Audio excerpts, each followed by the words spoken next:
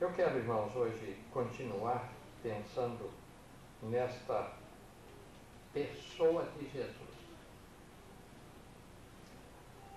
Não há como dar o retrato completo. E eu estou apenas ainda no primeiro capítulo de Apocalipse.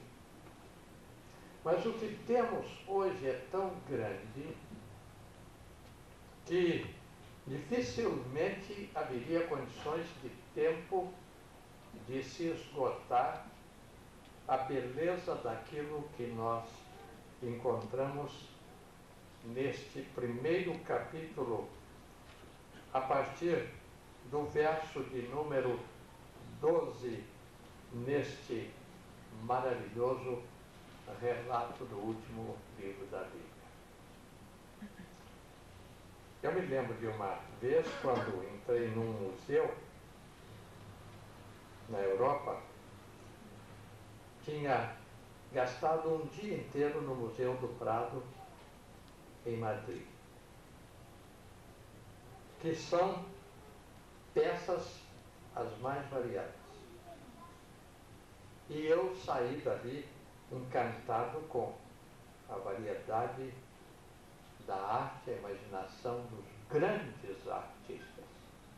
Eu não me lembro de ter visto uma tela de Lucas, do médico Lucas, tão bonita quanto a que está no Museu do Prado.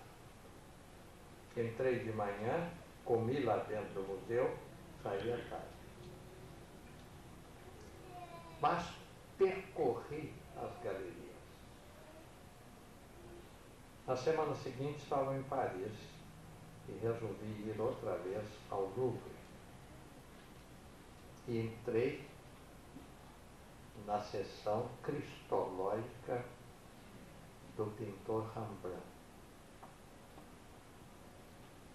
E não havia como sair daquele pedacinho de galeria, porque era tão lindo e cada quadro era tão bonito que não havia como sair dali para um outro lugar dentro do museu.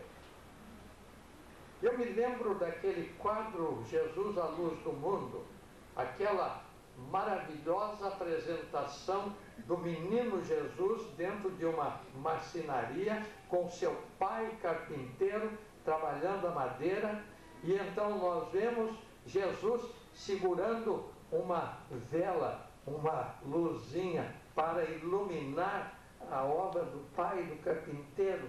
Mas quando se olha aquela luzinha e se contempla o rosto de Jesus, a luz está no rosto de Jesus, não está naquela pequena vela que ele segura na mão. E aquele desfile das telas de Rembrandt é marcado em grande parte pelos retratos cristológicos desse livro de Apocalipse. E aqui nós temos um homem preso que tem uma visão extraordinária para nos comunicar. Hoje nós vivemos presos às coisas, presos à economia, presos à moral, presos às apresentações de televisão, de rádio. Estamos presos, e alguns estão presos a enfermidades, outros estão presos a brigas, a lutas familiares ou não, numa insatisfação crescente. João, naquela pequenina ilha de Patmos, é pequenina mesmo. A ilha de Patmos é uma das menores ilhas daquela famosa coleção de outras ilhas ali na Grécia. Mas a ilha de Patmos, tão pequenininha, era o porto de ligação entre Éfeso e Roma. Então, sendo uma ilha pequenina, tinha uma importância geográfica muito grande. Está lá ainda hoje, pequenina porque o seu tamanho é muito ínfimo, mas ainda é porto naquele mar região. Este prisioneiro nos dá este relato. Fui arrebatado em espírito no dia de domingo. No dia de domingo. Fui arrebatado em espírito no dia de domingo. Talvez ele, naquela prisão, estivesse sentindo saudade da igreja. Ouvi por detrás de mim uma grande voz, que era semelhante a uma trombeta. E a voz dizia: o que vês, escreve-o. E eu voltei-me para ver o sentido da voz, e aquele que falava comigo. E ao voltar-me vi 7 candeeiros de ouro. E no meio dos candeeiros, um que era semelhante ao Filho do Homem. Estava vestido de uma roupa talar, cingido à altura do peito com um cinto de ouro. A sua cabeça coberta de cabelos brancos como a lã branca, como a neve. Os seus olhos eram semelhantes à chama de fogo. Os seus pés como latão reluzente, que fora refinado numa fornalha. A sua voz como a voz de muitas águas. Tinha ele na sua destra 7 estrelas. Da sua boca saía uma grande espada de 2 gumes. O seu rosto era como o sol na sua maior grandeza. Este é o retrato de Cristo. Meus irmãos, eu creio que, se nós como igreja, e aqueles milhares que acompanham esta programação através da Escola Bíblica do Ar, se nós pudermos realmente nos determos e prestarmos atenção na pessoa de Cristo, estudarmos a pessoa de Cristo, tentarmos emular o sentido da pessoa de Cristo, eu não digo que nós seremos outros Rembrandts pintando telas preciosas, mas nós teremos palavras preciosas para divulgar e falar e comentar e ensinar a respeito de Cristo. E nós teremos um consolo e um conforto que haverão de vencer todas as dificuldades por este simples ato de exame e apreensão do sentido desta maravilhosa palavra. Meus irmãos, eu realmente gostaria de gastar 1 minuto ou 2 neste problema do domingo, mas eu vou deixar para outra ocasião, porque esse é um problema que surge vez por outra na nossa correspondência da Escola Bíblica do Ar, esta ideia de por que surgiu o domingo e por que é que nós guardamos domingo e não sábado. Mas já aqui aparece esta expressão Dominus Dei, que é o sentido de um dia que pertencia a Jesus, que foi assim dedicado a Jesus e que oportunamente merecerá nossa consideração. Mas eu quero agora começar por esta figura belíssima. Ele ouviu uma voz forte, ele ouviu uma voz que tinha como se fosse um trovão. Ele ouviu esta voz, mas quando ele olha para descobrir realmente o sentido da voz, ele vê uma pessoa. Não era uma voz, era uma pessoa. E essa pessoa que ele viu, ele mesmo descreve como sendo semelhante ao Filho do Homem. Aquele Filho do Homem com que ele andara aqueles 3 anos de ministério, aquele filho do homem em cujo peito ele tinha reclinado a sua cabeça em solene adoração, aquele filho do homem que havia andado na sua companhia e dos demais apóstolos fazendo o bem e curando as enfermidades e ensinando as pessoas e orientando os crentes e estimulando as grandes obras. João, encarcerado, revê o Filho do Homem. Meus irmãos, nós temos aqui algo extraordinário do ponto de vista teológico. Nós temos aqui uma riqueza de coisas para nós. João reconheceu Jesus como Filho do Homem, mas este Jesus que ele via é o Jesus glorificado. Então, o Jesus glorificado foi identificado por João como a pessoa do Filho do Homem com quem ele andou na terra. E temos aqui uma linda caminhada em relação a nós outros, quando estivermos no céu e vamos reconhecer a pessoa de Jesus e vamos reconhecer os nossos entes queridos que tiverem morrido em Cristo e que estiverem no céu, nós vamos reconhecê-los tal qual João reconheceu o Jesus naquela cena do Apocalipse. Quanto consolo temos aqui. Quanto consolo nós que vemos os nossos entes queridos passarem para a eternidade. Diz o hino, todos os remidos se conhecerão, sim, ali no céu um dia. E este hino calca a sua teologia nesta aparição do Cristo, Filho do Homem, e outras marcas do Cristo neste livro de Apocalipse. Um semelhante ao Filho do Homem. Mas, irmãos, observem que a ideia se expande e cresce maravilhosamente e nos dá uma alegria nova e impressionantemente grande quando nós observamos este cenário que ele marca aqui. Ele diz, e ele estava no meio dos candeeiros.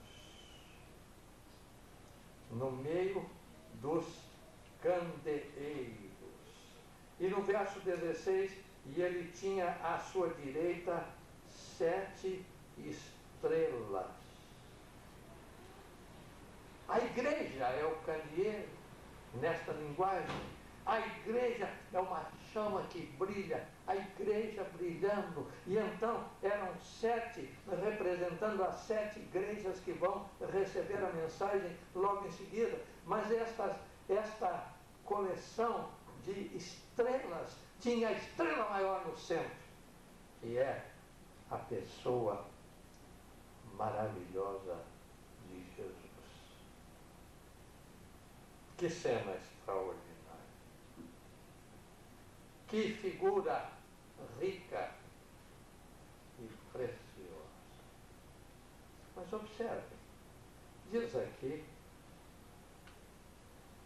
vestido de uma roupa talar, uma roupa longa.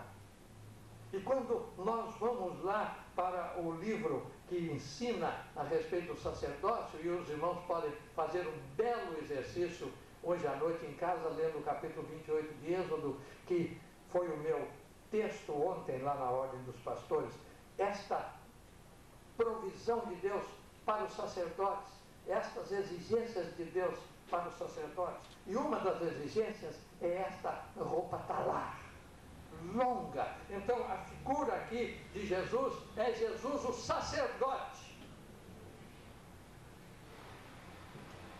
E meus irmãos, sacerdote é aquele que leva o homem a Deus. Que coisa maravilhosa esta figura de Jesus. Porque ele mesmo declara no Evangelho de São João, capítulo 14, verso 6, eu sou o caminho, a verdade e a vida. Ninguém vem ao Pai senão por mim. Senão por mim. Não é por São Francisco de Assis, não é pela Virgem Maria, não é pela Nossa Senhora da Aparecida, não é pelo São Benedito, não é por santo nenhum. É Jesus que abriu o caminho do céu, não há outro meio de ir. Ele é o sacerdote, ele é aquele que leva o homem a Deus. E é maravilhoso que ele faça isto através do seu próprio sangue. Esta veste talar é o símbolo deste sacerdote que Hebreus nos apresenta como sumo sacerdote, trabalhando para nós pecadores. Mas observe em seguida, cingido à altura do peito com o cinto de ouro. É o símbolo da realeza. É o Rei Jesus. É o Rei.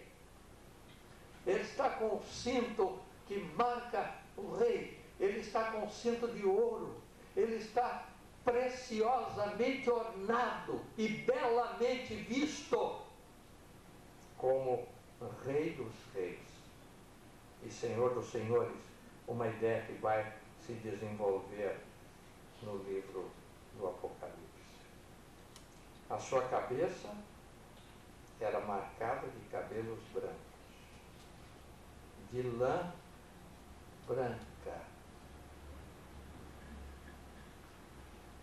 Os que forem a Belo Horizonte e que nunca visitaram a igreja de São José, não deixem de ir na igreja de São José, porque é a igreja que apresenta lá o retrato do que Daniel chamava o ancião dos dias. Então o artista colocou uma tela muito linda lá no teto da igreja católica de São José, lá em Belo Horizonte, e é a figura do ancião de dias, com aquela cabeleira basta e branca e alva. É a figura que João teve aqui. É a ideia da eternidade. É a ideia do poder. É a ideia da, por assim dizer, onisciência, lá na altura, vendo o mundo por inteiro. Irmãos, é fascinante. Mas tem mais. Ele diz logo em seguida, os seus olhos eram como chama de fogo. E este texto tem repetições várias, principalmente no Velho Testamento e principalmente no livro de Daniel, dando a ideia da penetração, da capacidade de Jesus ver e ler além das muralhas, além dos obstáculos. Ele sabe o que nós pensamos, ele sabe o que nós somos, ele sabe o que nós sofremos, ele sabe o que nós pretendemos ser e às vezes não somos. É a grandiosidade da sua onisciência marcada nesta figura do fogo. Mas tem ainda mais, irmãos, e isso é encantador. Os seus pés eram semelhantes ao latão reluzente que fora refinado numa fornalha, e aparece um termo aqui muito bonito, chacólíbanos. Chacólíbanos. É uma palavra tão bonita e difícil de traduzir, porque é uma palavra que inclui a fundição dos metais mais preciosos, que mal traduzidamente aqui aparece com a palavra bronze, mas aparece com a palavra bronze reluzente. Não é um bronze comum, é um bronze reluzente, é um bronze brilhante, é um bronze forte. Esta palavra chacólíbanos é a ideia de uma soma de força. Dizem vários dos intérpretes. A força de Jesus, lado a lado com a nossa carência, com as nossas dores de cabeça. Uma distinta irmã disse hoje, eu vim para a igreja com uma dor de cabeça. Eu disse, a senhora devia deixar a dor de cabeça aqui na escada. E nós sofremos disto. Mas quando olhamos para Jesus, vejam a beleza. Seus pés semelhantes ao bronze reluzente, que fora refinado numa fornalha. E a sua voz, como a voz de muitas águas. É aquele barulho indescritível de uma Foz do Iguaçu, aquelas águas que se movem, que se despencam, que se lançam no abismo, naquele som de força reveladora e que vai depois, através das turbinas, se transformar na energia que ilumina grande parte deste país. A força de Jesus. Irmãos, quando nós conseguirmos realmente aceitar a força de Jesus, até a nossa fraqueza vai diminuir. Mas o que há é que muitas vezes nós estamos premidos de um lado e de outro e nós perdemos a ideia desta maravilhosa presença de Jesus.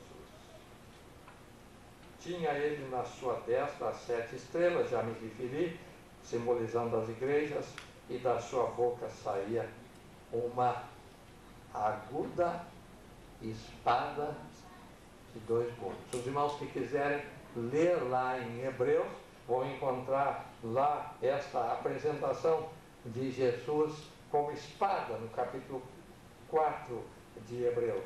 Esta ideia é interessante.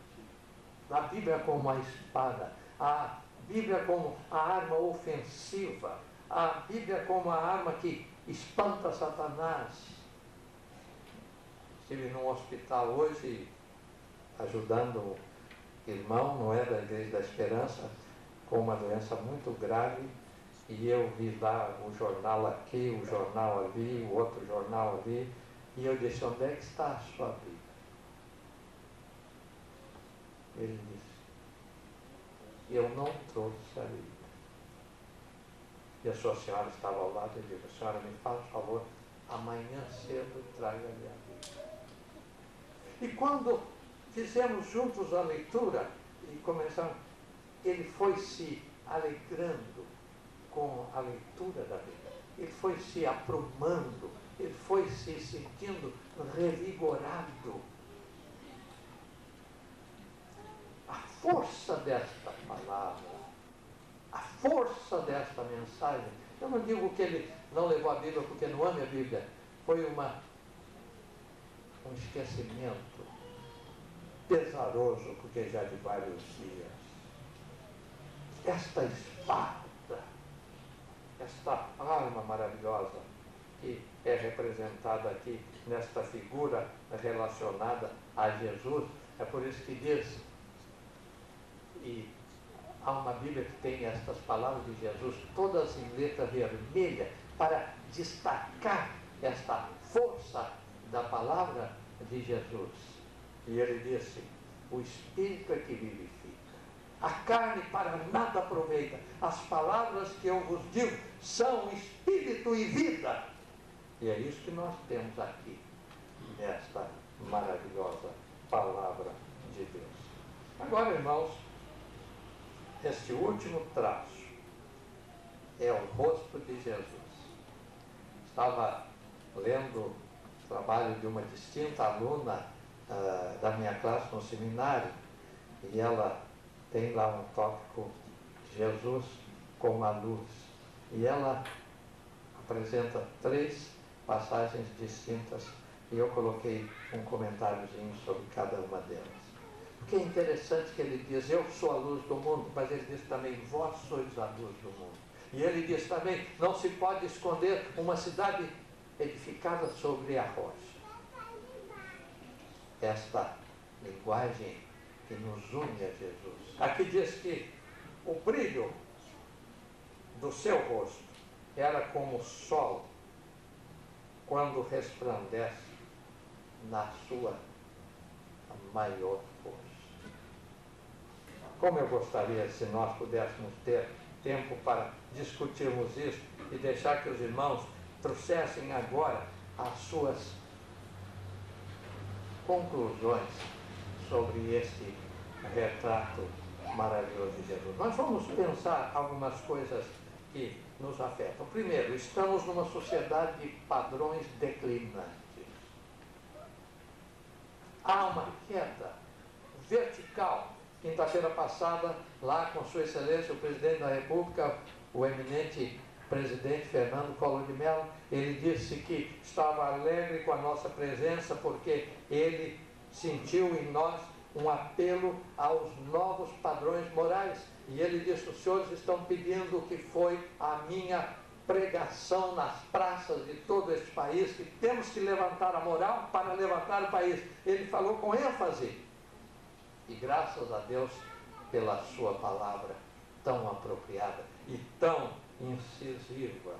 Estamos vivendo numa sociedade de padrões declinantes, mas nós não podemos cair com ela nem com eles.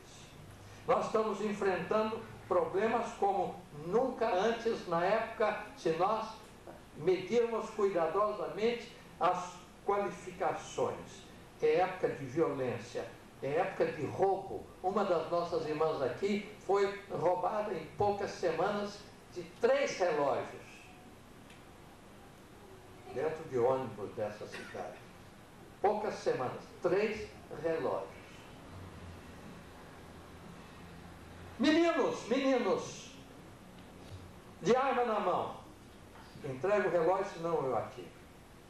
Isto não devia acontecer, mas é a marca da nossa sociedade.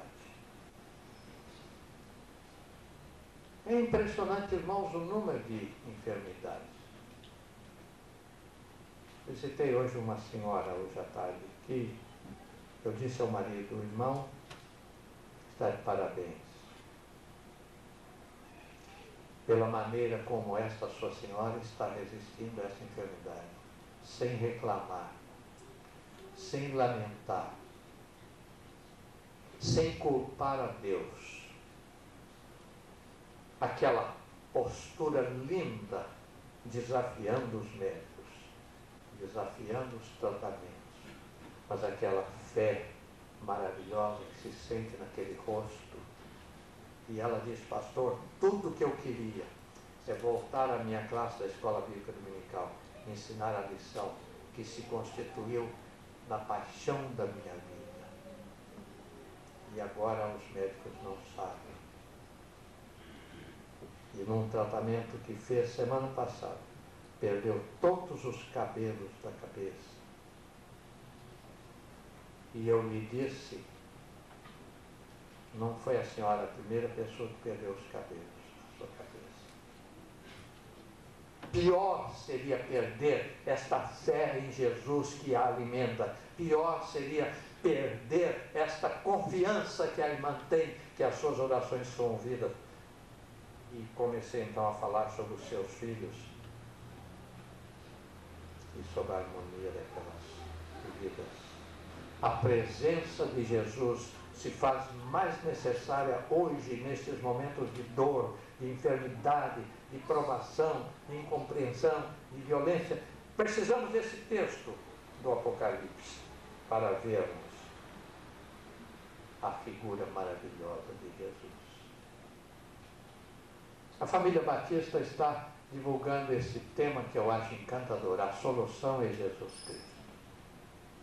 A solução para o problema pessoal, a solução para o problema do pecado, a solução para a angústia, a solução para a depressão, a solução para a ansiedade, a solução para o esgotamento físico, para o estresse, a solução para os desacertos e desastres da vida, a solução para os traumas sociais, a solução para a insegurança, a solução para a dúvida, a solução para a ignorância, a solução para o engano, a solução para as decepções múltiplas. Jesus Cristo é a solução. Mas, acima de tudo, Jesus Cristo é a solução para o problema do pecado. Ah, meus irmãos, como é maravilhoso nós podemos testificar deste poder de Jesus em transformar situações, em construir verdadeiros gigantes espirituais. Este é o quadro de Jesus. Que quadro maravilhoso! Eu gostaria que, se for possível, os irmãos dessem um pouquinho de tempo essa semana a esse texto de Apocalipse capítulo 1, partindo do verso 12, para de novo pensarem nesta figura maravilhosa de Jesus. E se houver alguma ansiedade ou alguma perplexidade na sua vida, adore a este Cristo e receba dele este maná precioso e esta luz encantadora. Mas eu quero apelar àqueles que me ouvem, de modo especial pelo rádio, e que ainda não tiveram um encontro com Jesus. O tempo é agora, é inadiável. A solução é agora, é inadiável. E aqueles que estão aqui neste auditório, que ainda estão mergulhados em dúvidas, ainda não acertaram. A solução é Jesus Cristo. Eu vou pedir que Vozes da Esperança nos tragam um número e vamos gastar estes minutos adorando enquanto Vozes canta, pensando, a solução é Jesus Cristo. E vamos deixar que Ele se incorpore ao nosso sentimento, ao nosso amor, à nossa dedicação neste momento. Adoremos, sim, este Senhor maravilhoso, que é retratado tão lindamente no Apocalipse. E nós continuaremos vendo este Cristo nas páginas do Apocalipse em outra mensagem.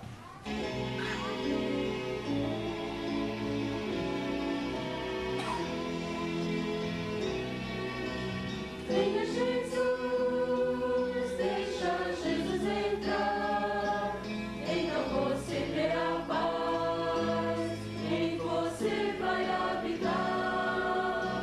Teu coração abra, deixa-o entrar, e nova vida terás,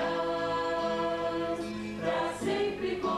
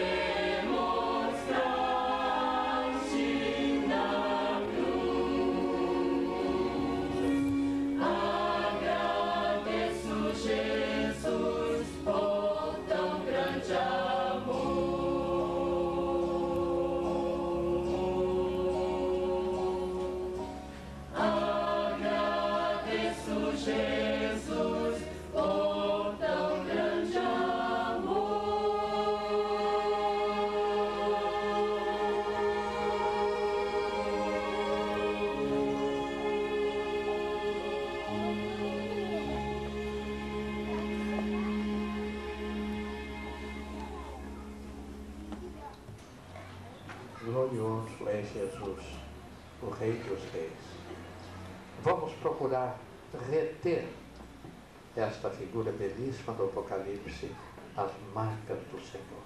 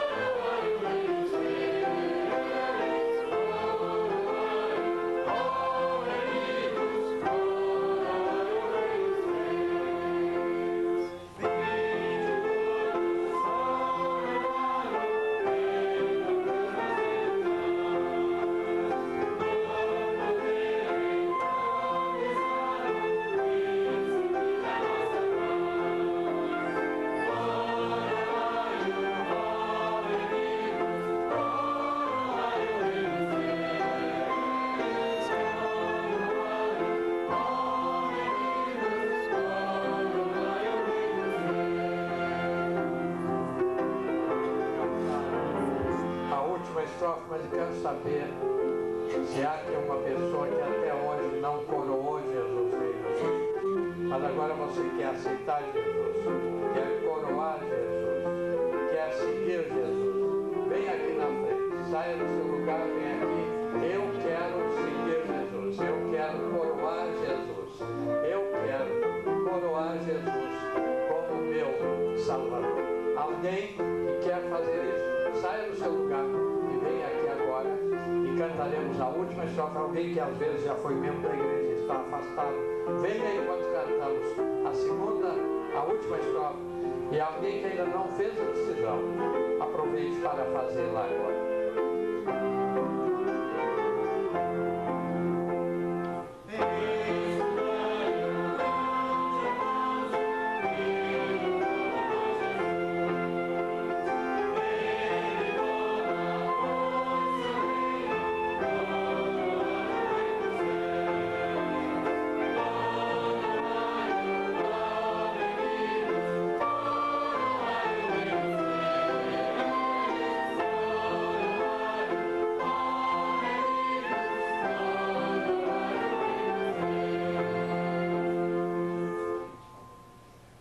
Eu queria só, antes da oração final, conhecer alguns visitantes. Eu estou vendo aquele moço lá atrás de óculos. De onde é você? De onde você é? Qual a sua igreja? Mas que pena, você cantou, pensei que você fosse corista de igreja, rapaz. Não saia sem dar Jesus uma oportunidade, viu? Viu? Não perca a oportunidade. Ô Roberto, dá um abraço nele aí. Como é seu nome? Antônio Carlos. Olha, eu espero que Deus lhe tenha dado uma bênção entre nós. Viu, Antônio? Volte outra vez, viu? Eu quero ver outro aí. Aí, Rosana, esses dois simpáticos ao seu lado. Quem são? De Niterói. Que prazer, Francisco.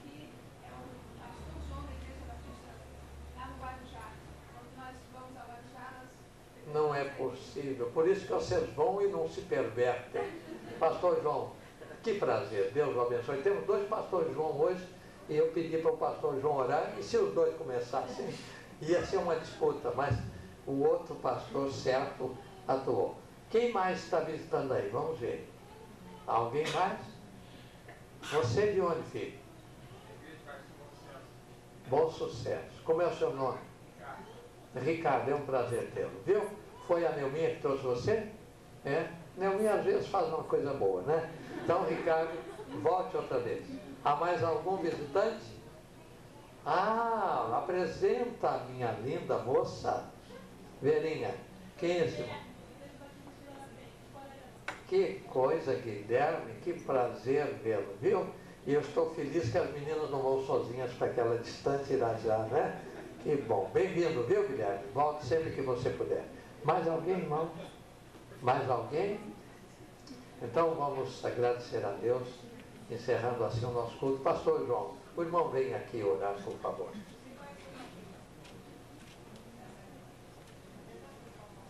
Bem, eu já estive com ela. Ela é da Assembleia de Deus. Pastor João, o irmão, irmão vai orar. Venha cá, você já começou a sair. Irmão vai orar, Senhor. Nosso Deus e Pai, nós te agradecemos, ó Deus, pelo privilégio de estarmos aqui nesta igreja, nesta noite, ouvindo a Tua palavra. E sobretudo, Deus, ouvindo a Tua palavra pelo pastor Davi Gomes, pessoas que nós amamos, porque entendemos que é um homem de fé. Ó Deus, nós te agradecemos por esta igreja, por tudo que ela tem realizado, através do ministério do pastor Davi Gomes. Abençoa também, ó Deus, cada irmão aqui presente, cada visitante. Nós oramos agradecidos, porque nós servimos um Deus maravilhoso, que nos ampara a todos em cada instante. Nós oramos no nome precioso de Jesus. Amém. Podem sentar, irmãos, vamos ouvir a primeira estrofe deste hino, finda-se esse dia, e depois nós sairemos alegres desse ambiente santo.